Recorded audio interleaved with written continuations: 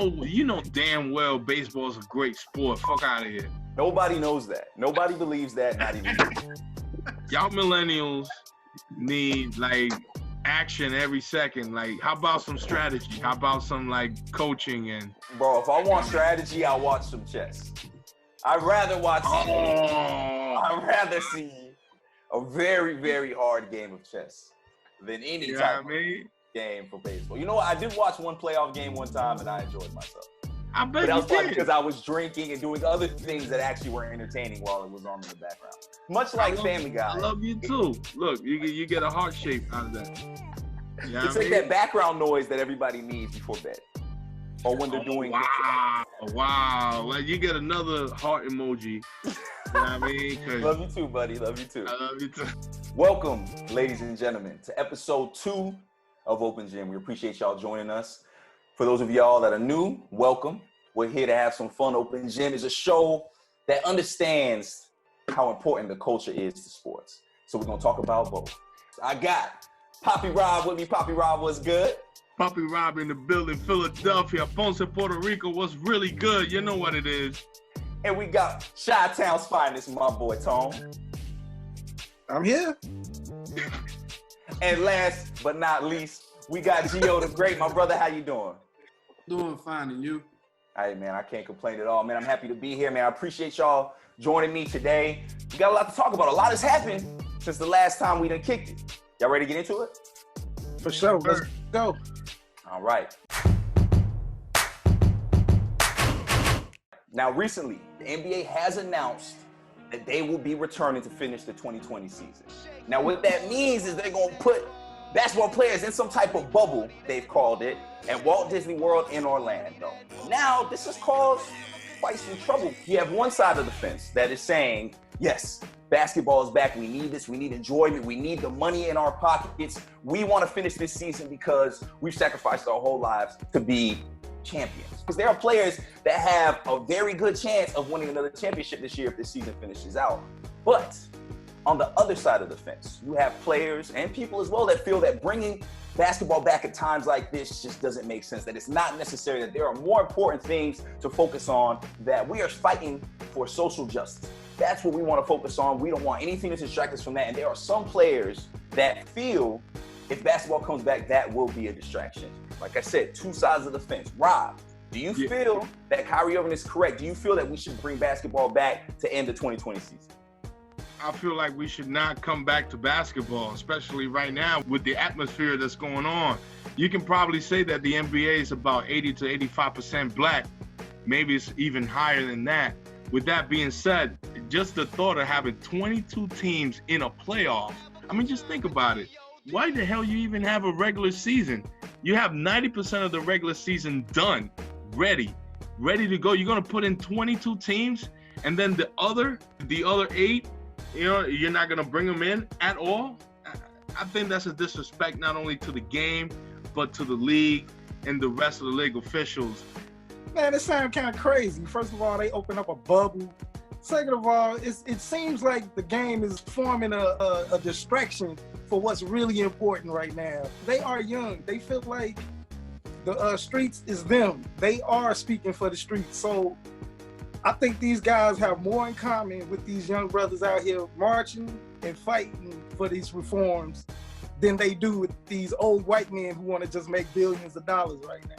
Hey, let me play devil's advocate for a second and say, if the NBA does come back, how do you think it should come back? Do you think things should just continue as normal? They've set new guidelines to how things are going to go. Do you feel that that's correct? Like they should move forward with those guidelines?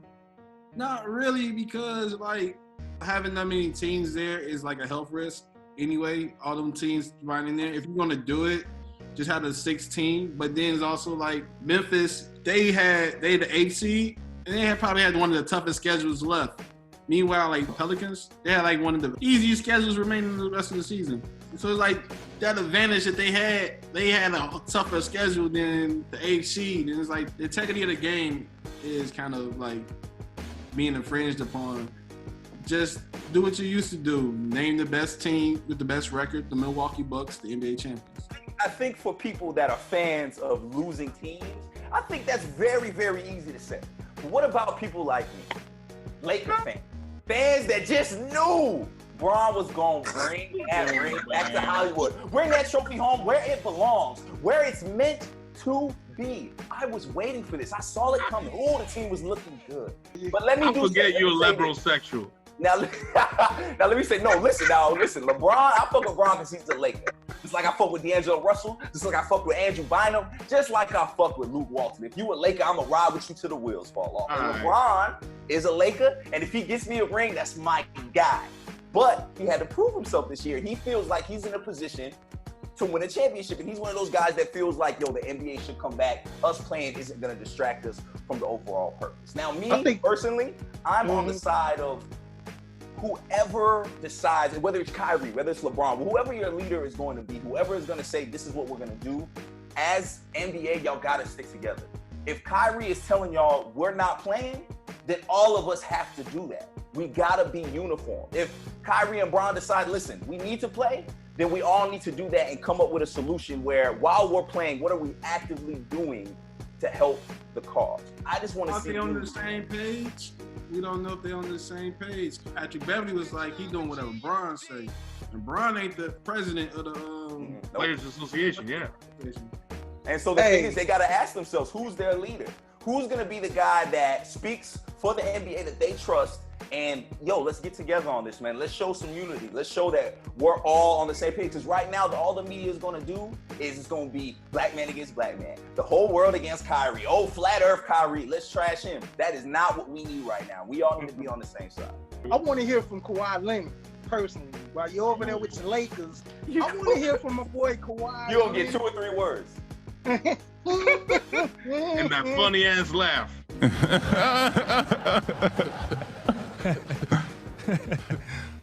Now, I want to hear from my man.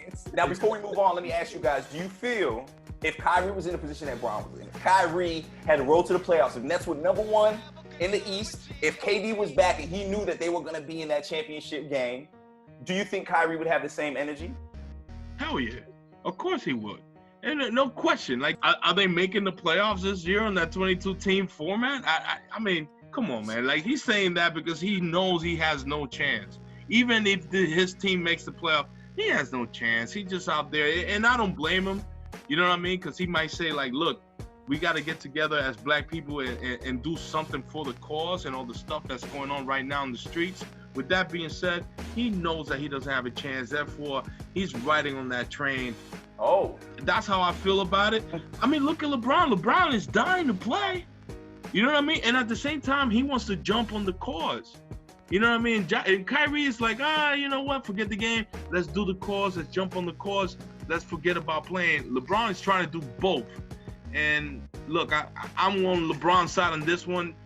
But at the same time, it's like, bro, like, we got 22 teams. That's a lot of teams in one little capsule. It only takes is one person to, like, get the coronavirus, and it's a wrap, man. What about the quality of the games, though? These guys ain't played in months. It's going to be rusty. It's not going to look good, bro. But it depends, though. I mean, can you say that for everybody? Because there are players that have young legs. There's players that this time off was basically an off season for them. Maybe they feel better. Maybe players are going to play better without fans.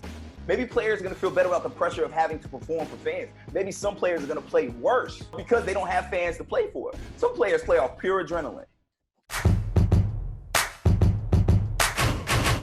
And since we are talking about leagues returning, let's go to America's favorite sport. Ain't that right, Rob? Let's talk about some baseball. Why not talk about some baseball a little bit? You guys let's talk about baseball, man. I will save my critique for baseball for another moment.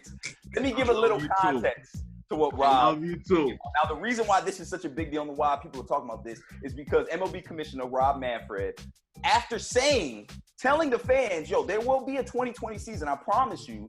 Yeah. Now he's going back saying there may not be a season at all. The owners got together and they made a proposal. You know what I mean? And the players absolutely said no. And not only that, they didn't even offer a counter proposal. And this could be really deadly for the game of baseball. Let me show you why. Right now, baseball is declining in viewership and attendance. That's huge, man. You can pretty much say that baseball is competing with MLS. And MLS is pretty much the 5th major professional sport in the U.S. So that's not a good place to be. And right now, what the players are saying is pretty much, set the table, set the games, and we'll show up, which is not good for the game because you're going to have a really short season. They're talking about from 45 to 60 games. That's way too short. That's not baseball. In my opinion, they should play until middle of November and play 2 games every single Sunday. Now, clearly, Rob is very passionate about this subject. Clearly, I don't give a fuck. So, Tone, Gio, we're going to hear from y'all. Tone, I'm going to start with you. How do you feel about this? It reminds me of '94, the strike season. That almost killed baseball. This is absolutely devastating for baseball right now.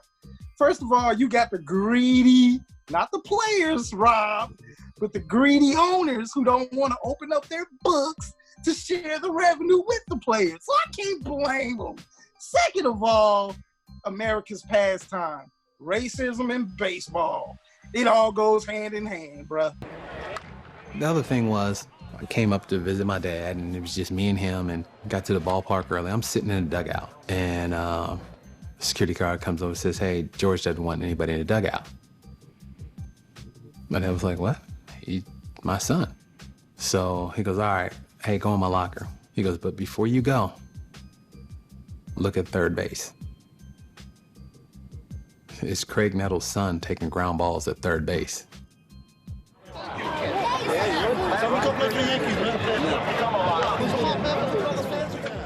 And at that time, my dad was, 38 years old. He like, "I ain't fighting this no more. I got somebody a little younger and a little bit better." Oh, talk about it, King. Talk about it. I feel like it's going to eat itself, just like America. America eats its young. It's almost as if racism and baseball should be said in the same breath at all times. Talk to me, Boston. Talk to me, Boston Red Sox. Now, Gio. And the north side of Chicago as well. Now, Gio, let me ask you. Do you give a fuck? Shots fired. About baseball coming back? Do you give a fuck? Does it need to come back? I don't care. Gio, let me ask you. I have to say, one of the best moments I had was when the White Sox won the World Series. And why was that? Because you were doing something else when it happened? No, I was watching the game. It was like over midnight. I was up north eating this disgusting pizza with one of my friends. It was just 3 of us just watching the game, drinking champagne while we was underage. Oh, so you were under the influence. No wonder you were having fun. No. He enjoyed it. Champagne showers. Champagne to the victory. Oh, okay. So y'all saved the champagne. I ain't mad at that. Listen, you know what? All my hate on baseball is tongue-in-cheek. But let me be honest by saying the fact that y'all said that this could kill baseball just excites me. The fact that I might not ever have to flip through the channels and see fucking baseball on my screen unless it's like an old throwback game excites the hell out of me. The world would be a better place if baseball didn't exist. Leave that shit in the past. It's America's pastime. Leave it there. I'd rather watch parkour, Rob. I'd rather see white boys jumping off buildings. I love you too. Than watching baseball. I'll tell you what, if baseball brings back steroids and the Negro Leagues, I'm here for it. I am there. I'm there to see black people do that. But right now, MLB, y'all can miss me with that. Y'all can miss me with that. The MLB is terrible. Baseball is awful. You're out. For T-ball, man. That's leave for the little kids, man. Nobody else want to do it, bro. Rob, they're miserable. Millennials are weird, man. I don't know what to tell y'all. Just enjoy a good strategy and a good game, man. I understand. I'm the only millennial here. Listen, there are multiple with that being said, Rob. man, come on, man. Rob, this could be your intervention right now. We could save you from yourself right now and save you from baseball before it breaks your heart. Before baseball leaves all of y'all heartbroken, all y'all lifelong fans. Rob, we could save you right now, brother. Right here on Open Gym. You're with your family. Go Philadelphia Fighting Phillies. This is baseball town, yo. You know what I mean? You know how it is, man. It's all love, but we need baseball. I understand baseball has a racist past, but at a point in the 90s when I was growing up, it was representative of America. You got Latinos, you got black people, you got white folks all playing together. And it did at a time. And I understand that the Boston Red Sox were like the last team to have a black player in there. But right now, yo, you got to give it to baseball, man. It's getting everybody together. but we got to save the game, man. Many cities' identities are behind their teams, so it's important to save the sport of baseball, man. It's Americana, and that has turned into a world sport. You know, you got Korea, you got Japan, Dominican Republic, Puerto Rico, even Colombia is like fire. So you can talk about baseball as a worldwide sport, as an Olympic sport with Cuba. Nobody wants to talk about baseball any longer than we just did. So we're going to move forward on to our last topic.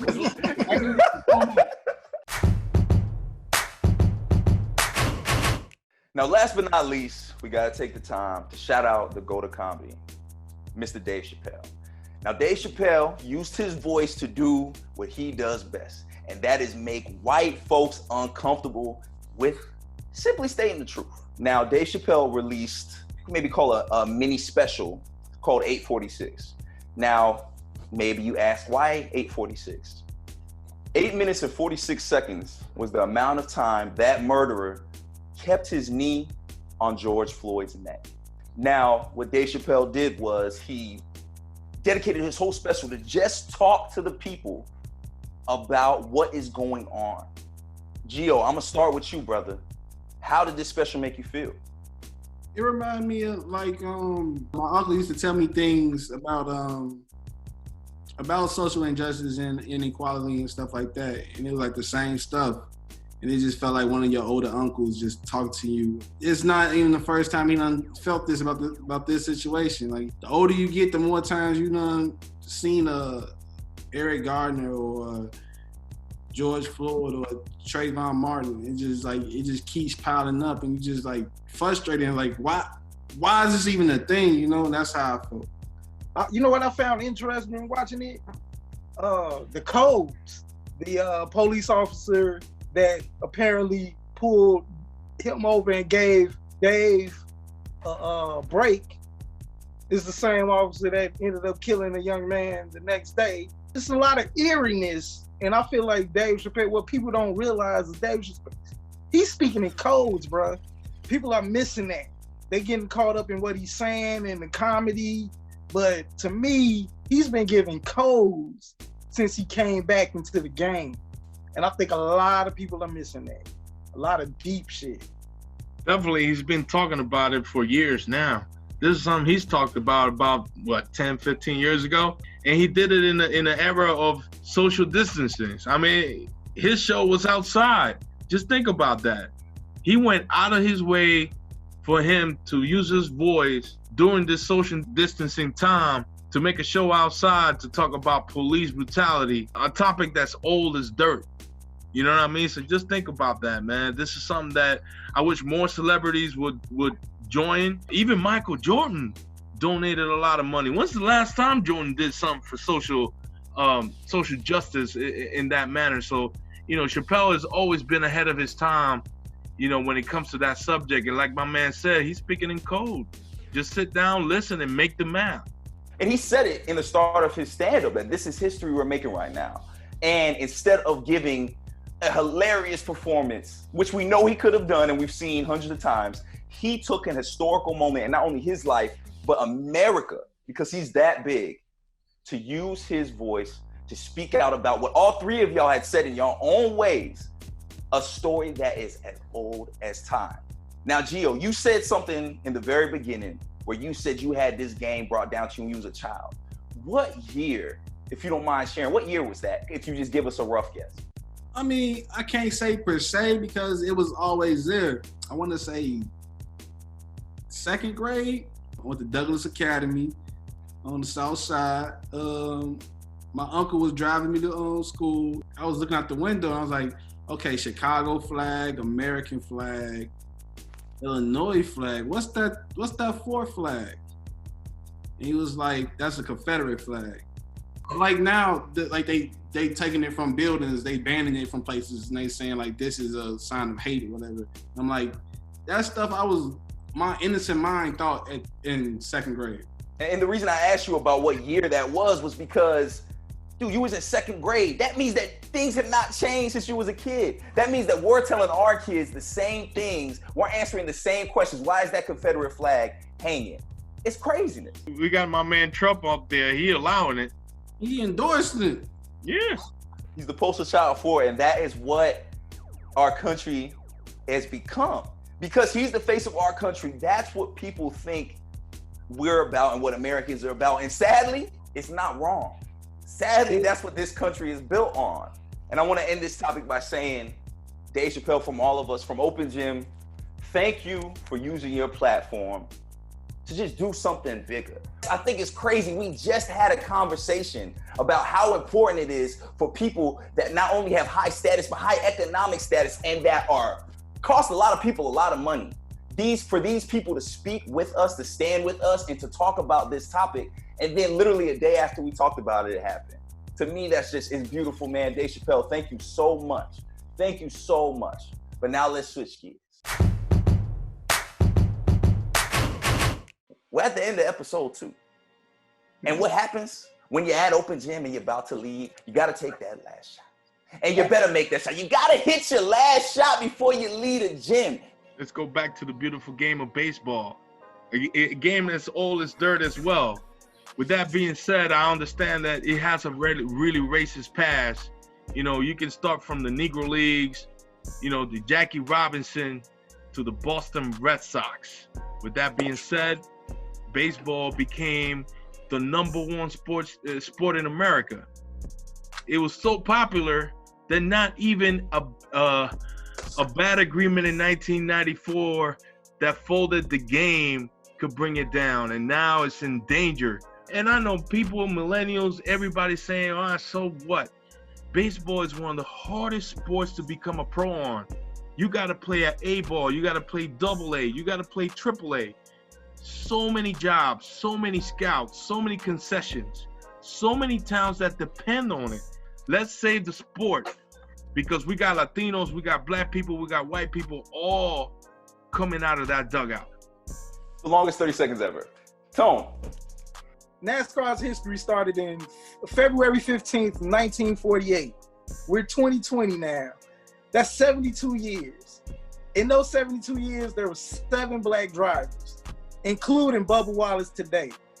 But in 2018, we had a sister, a black woman, by a NASCAR team. Her name is Melissa Harville LeBron. Yo, that's kind of heavy. Recently, NASCAR had banned the Confederate flag. Will that bring black people to the sport? I don't know. Well, we gave you baseball, we gave you NASCAR. Gio, what you got for us?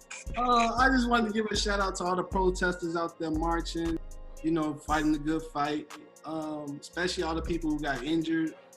I know a couple people lost their eye. I think it was like 8 people, they said, last time I checked.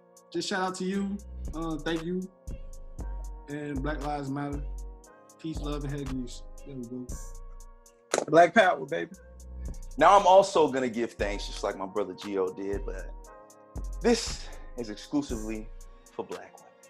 I love you guys so much.